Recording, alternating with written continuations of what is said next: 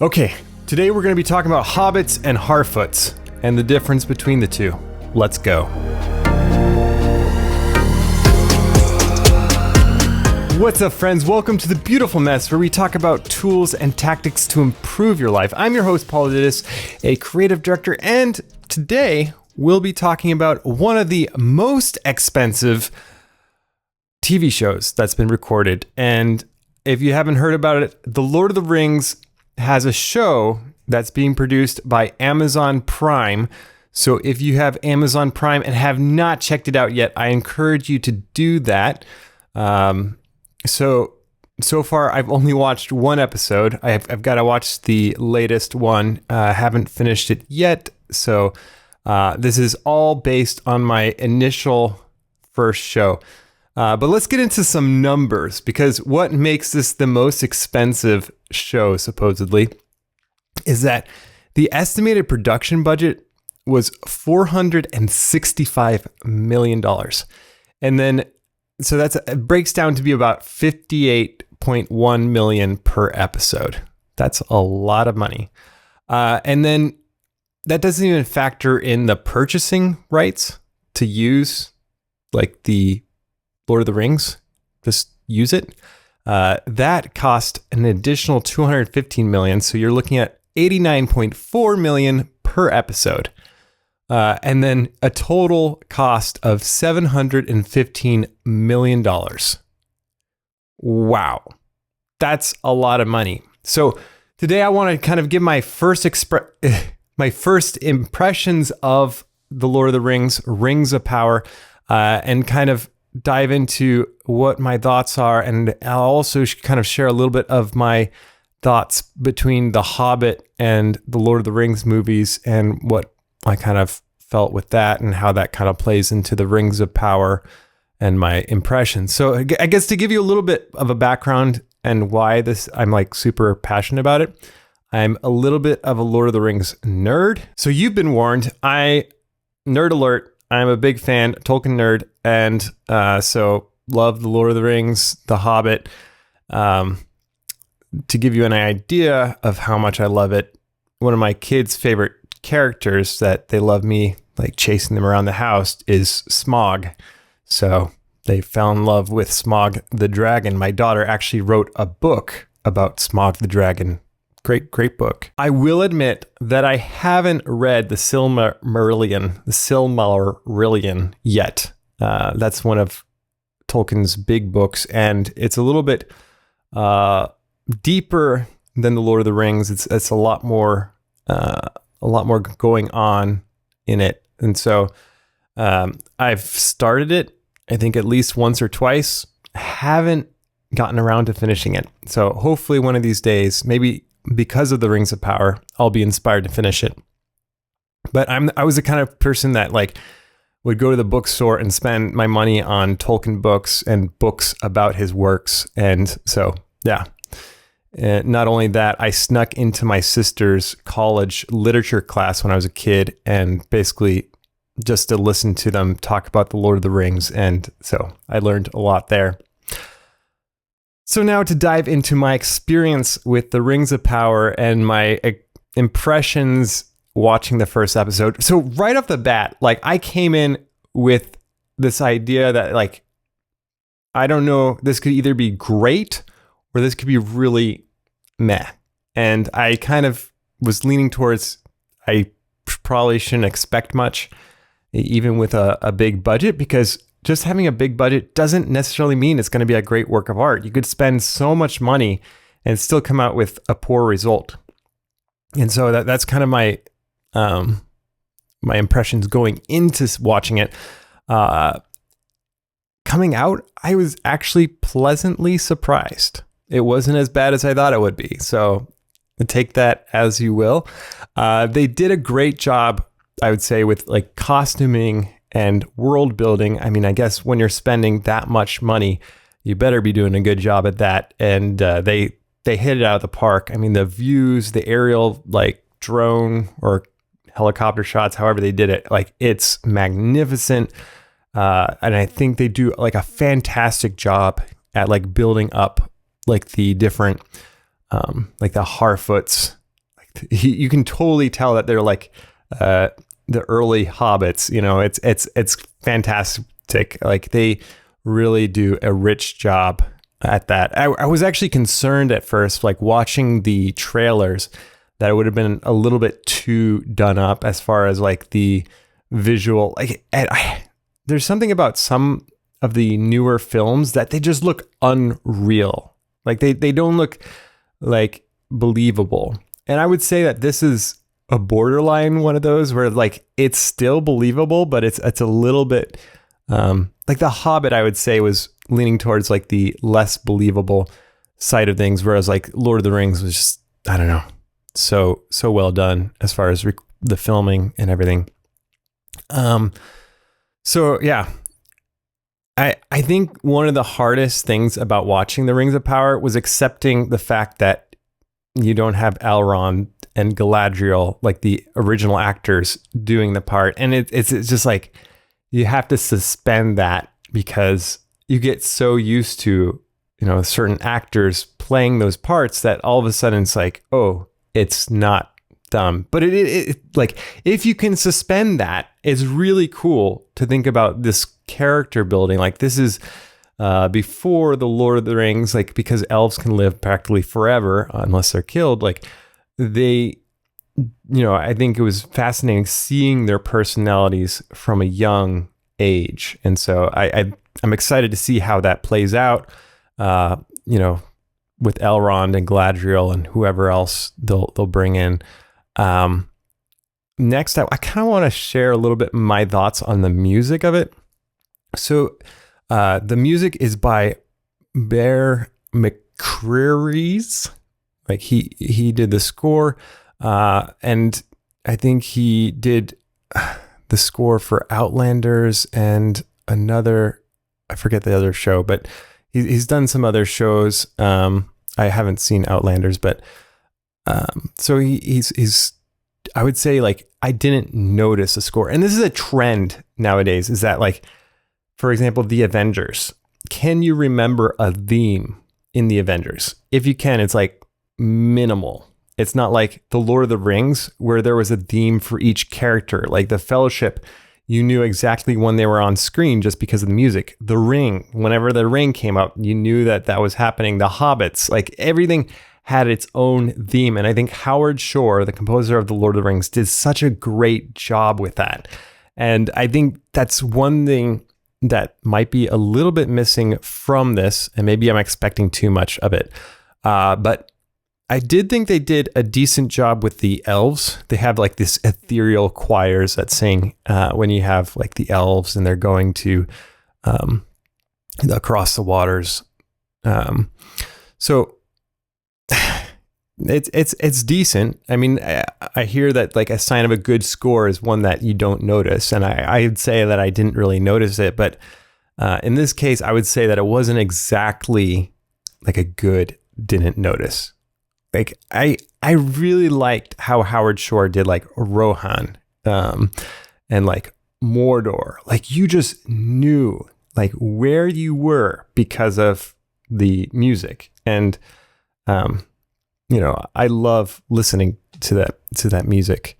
I think a cool thing that they did when making this is they actually had Simon Tolkien, the grandson of J.R.R., give advice to the showrunners. So I think that was really neat that they like at least brought in the family to hopefully be as true as they could to the story. Again, I haven't read the Silmarillion, but my hope is that they're staying as true as possible to the story. I guess we'll find out. I mean, as with anything, they're likely to stray a bit, but we'll see how close they come. You know, I think one thing that's super important to keep in mind, it's not Peter Jackson. You know, like what he did with Lord of the Rings was fantastic. And I think that it's like you have to come into watching it with a different lens. You kind of can't expect the same production as a Peter Jackson film. Not to say that it's bad, but like don't come into it expecting the Lord of the Rings, the Fellowship, or Two Towers, Return of the King. And as far as acting goes, I would say it's decent, but not great. That's kind of like my overview so far. I mean, again, I'm like only, what is it? One show in. So, that's probably not the best thing to judge it on, but so far I would say it's like, it's good, not great. So would I recommend The Rings of Power? Right now, I would say yes. It's been great so far. I've enjoyed it. I've enjoyed the world building that they have, and it's very epic. There's a lot going on, but I thought they actually did a decent job with a lot going on, because there are other films that I think one of the recent Marvel movies where they just had so many characters and it was just so hard to like understand the storyline. But with this, I'd say they're doing a good job in keeping it cohesive, and I've been very impressed with the ability to weave the story amidst like all these different elements, the Harfoots, the elves, and so on. So will my recommendation change later? It's possible. Maybe I'll end up the next episode or two and just like say, hey, it's not as good as it was.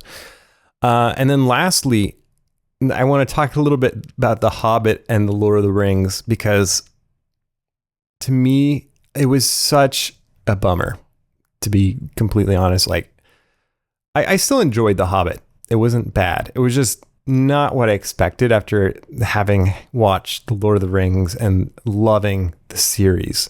It was a little bit too childish, like the kind of rude humor. I just felt like that was a little too much. I know that The Hobbit was made for kids, like J.R.R. Tolkien wrote it for kids, but I think they took it a little too far, and I don't think that J.R.R. Tolkien would have approved of their rendition of it. So I think that's interesting. And I was just reading about Peter Jackson in filming one of the movies. Like, he was kind of like flying by the seat of his pants because like they didn't really have everything ironed out as they were going. So it seemed like it might have been a little bit more hectic. I mean, it's probably always hectic when you're on the set, but it seemed like it was a little bit extra hectic.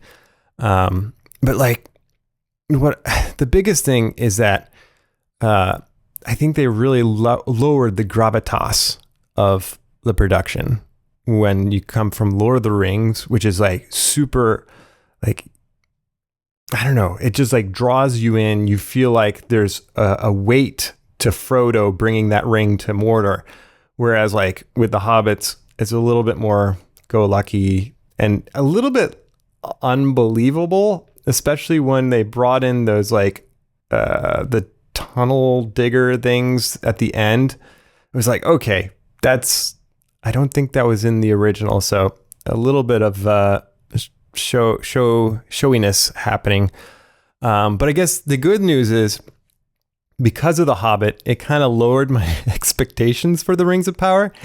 And I think that's what made The Rings of Power probably seem much better than it would have otherwise been if I was comparing it to the original trilogy, The Lord of the Rings. So I think that might be the silver lining in it. But still, I just felt like they didn't do The Hobbit justice. Maybe down the road, 10 years from now, someone will pick it up again and try to do it. But I just felt like they didn't quite get it right. So those are kind of my thoughts right now on the Lord of the Rings and the most expensive show ever, The Rings of Power. It's close to $1 billion. That's insane. That's a ton of money. So if you have Amazon Prime and want to check it out, just go. They have two shows up already, so you can check it out. And one other thing that I want to leave you with before we end this show is your E to E ratio. And I guess this kind of goes back to what we're talking about. It's the entertainment to entertainment to education ratio. Which is higher? Like if you were to measure your time right now, and maybe you should, which is higher? Your education, how much time you spend learning and improving what you know, or the amount of time you spend with entertainment, watching film, watching your social media feed? Is it a healthy level? And so I think that's an important question to ask yourself. And I thought it was fascinating. So I'm reading right now The Compound Effect by Darren Hardy, and he brought that up in the chapter I just finished. And I think it was from Brian Tracy that said basically the top performers, their education to entertainment ratio is like skewed towards the education side and less towards the entertainment side. So perhaps that's something to be aware of. What in your life are you spending too much time on? What in your life, like assess your habits, good or bad, because the habits that we have will lead you in the direction either to improving your life or to going down a path that is less important to you. And I think one of the neat things about watching an epic movie or show like The Rings of Power, The Lord of the Rings, is that when you're faced with a work of art, it kind of inspires you. It inspires you to look at your life and see what areas of your life can you improve? What areas of your life can you be more heroic and live closer to your like ideals? And going back to the compound effect, he talks about the importance of not just merely looking at goals in one area of your life, because that's what a lot of people do is they just like list out maybe like financial goals. I want to make this much money, and that's great. But in the long run, you're going to be in pain if it conflicts. You're going to be in turmoil if it conflicts with your more important, like overarching values. What are your core values in life? Is it your family?